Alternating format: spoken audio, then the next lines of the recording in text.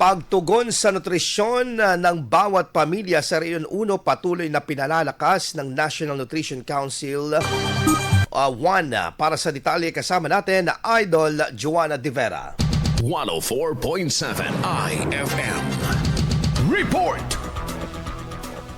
Mas pinalalakas pa ng National Nutrition Council Region 1 ang kanilang kampanya sa kapakanan ng pamilyang nutrisyon at mawakasan ng kagutuman sa rehiyon. Sa gawad parangal na isinagawa ng ahensya, kinilala ang mga lokal na tanggapan at mga individual na malaki ang gampanin sa pagtutok sa nutrisyon ng mga bata at pamilya sa mga komunidad. Binigyang diin ni NNC Region 1 Officer in Charge Kendall Pilgrim Gatan ang importansya ng pagsunod sa mga programang kanilang inilulunsad ng mga LGU upang matiyak na natututukan ang nutrisyon ng bawat pamilya. Isa sa nabigyan ng parangal ay si Miss Rashima de Guzman, isang barangay nutrition scholar ng barangay Lomboy, Dagupan City, kung saan binigyang diin ang patuloy na pagsisikap na matugunan ang malnutrisyon ng mga bata sa kanilang island barangay. Sobrang importante po dahil po hindi po stable yung hanap buhay ng mga kabarangay po namin doon sa aming barangay dahil which is pangkaraniwang trabaho lang po ng mga parents po is fishing lang po.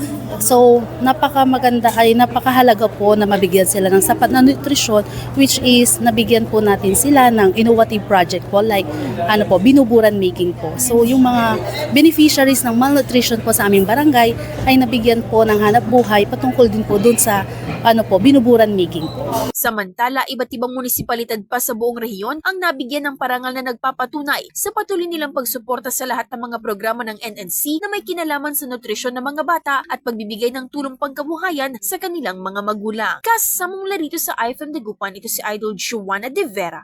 Tatak IFM. IFM News. IFM News.